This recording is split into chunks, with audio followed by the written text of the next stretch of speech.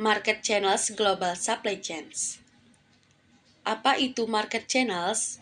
Market channels adalah jalur distribusi yang menghubungkan produsen dengan konsumen. Apa itu global supply chains? Global supply chains adalah sistem rantai pasokan yang melibatkan pergerakan produk, informasi, dan jasa antara berbagai negara di seluruh dunia. Jadi, market channels global supply chains adalah jalur distribusi yang menghubungkan produsen dengan konsumen dengan sistem rantai pasokan yang melibatkan pergerakan produk, informasi, dan jasa antara berbagai negara di seluruh dunia.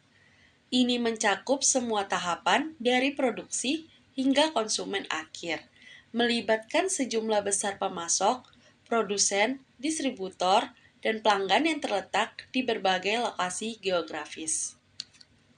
Bagaimana hubungan antara market channels dan global supply chains? Market channels dan global supply chains saling berkaitan dan saling mempengaruhi. Market channels merupakan bagian dari global supply chains yang berfokus pada aspek pemasaran dan distribusi produk dan jasa kepada konsumen.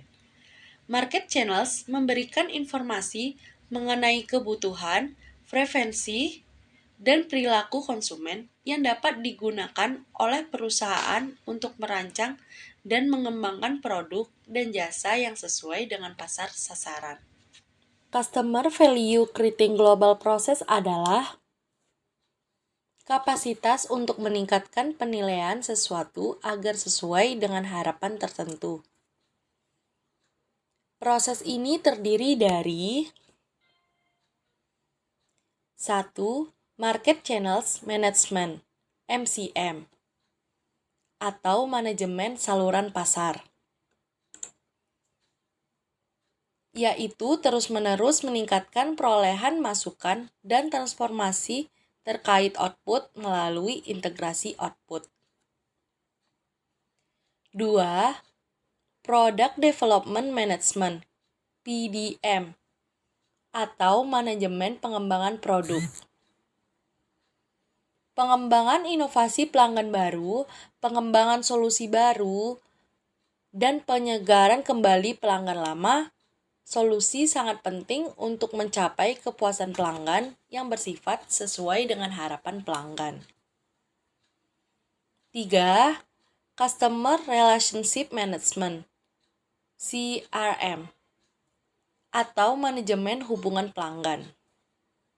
Penciptaan dan pemanfaatan koneksi dan hubungan dengan pasar eksternal sangat penting diciptakan dan kepuasan pelanggan tercapai. International Market Entry Modes. International Market Entry Modes adalah cara perusahaan dapat memperluas layanannya ke pasar non-domestik. Terdapat 4 pasar global yaitu 1. Ekspor and import. Tingkat internasional pertama untuk keterlibatan dan komitmen adalah opsi ekspor atau keluar dan impor atau masuk. Ekspor dan impor sebagai mode operasi di global saluran pasar. 2. Licensing and franchising. Keterlibatan berurusan dengan komitmen terkait perizinan dan waralaba. Penerima lisensi menjual produk perusahaan dan pemilik waralaba memasarkan merek perusahaan dan produk berdasarkan kontrak. 3. International Joint Venture (IJV). Kemitraan antara perusahaan dalam dan luar negeri. 4. Foreign Direct Investment (FDI). Kepemilikan langsung adalah situasi di mana suatu perusahaan memiliki anak perusahaan atau fasilitas asing. Selanjutnya, kita bahas bantuan penyedia layanan ekspor atau impor. 1. Freight forwarders. Menjalankan bisnis untuk mengatur transportasi bagi perusahaan yang melakukan pengiriman internasional. Tugasnya adalah menggabungkan pengiriman yang lebih kecil menjadi satu pengiriman besar, meminimalkan biaya pengiriman. 2. Export Management Companies (EMCS) menawarkan layanan kepada perusahaan yang sebelumnya belum pernah mengekspor produk. 3. Export Trading Companies. Mereka mengidentifikasi dan bekerja sama dengan perusahaan di negara asing yang akan memasarkan dan menjual produk. 4. Export Packaging Companies atau disebut export packers, menyediakan layanan kepada perusahaan yang tidak terbiasa mengekspor. 5. Kepabeanan. Bea cukai dapat menawarkan perusahaan secara lengkap paket jasa yang penting ketika suatu perusahaan mengekspor ke sejumlah besar negara. 6. Confirming House. Kadang-kadang disebut agen pembelian. Mewakili perusahaan asing yang ingin membeli produk. 7. Agen ekspor, pedagang dan pemasar ulang. Membeli produk secara langsung dari produsen, kemudian mengemas dan memberi label pada produknya sesuai keinginan dan spesifikasi masing-masing. 8. Piggyback marketing adalah pengaturan di mana satu perusahaan mendistribusikan produk perusahaan lain.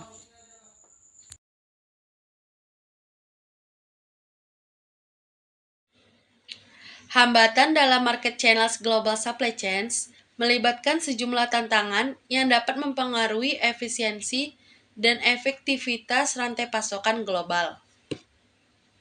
Hambatannya yaitu A. Perbedaan regulasi dan kebijakan. Adanya perbedaan regulasi perdagangan, pajak, dan kebijakan bisnis di berbagai negara dapat menyulitkan pergerakan barang dan jasa secara bebas. B. Ketidakpastian logistik dan transportasi internasional. Masalah terkait dengan transportasi termasuk hambatan di pelabuhan, keterlambatan pengiriman, dan risiko kerugian selama pengiriman internasional. C. Fluktuasi mata uang. Perubahan nilai tukar mata uang dapat mempengaruhi biaya dan margin keuntungan dalam rantai pasokan global. D. Ketidakpastian politik dan geopolitik. Risiko terkait dengan perubahan kebijakan politik, ketidakstabilan politik, dan konflik geopolitik di berbagai negara. E. Ketidakpastian permintaan pasar.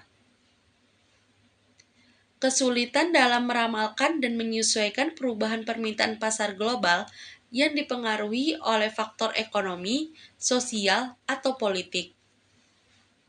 F. Perbedaan budaya dan bahasa. Tantangan dalam berkomunikasi dan berinteraksi dengan mitra bisnis, pelanggan, atau pihak lain yang memiliki perbedaan budaya dan bahasa. Dan ada juga cara mengatasi dari hambatan market channels global supply chains, yaitu dengan cara A. Analisis resiko.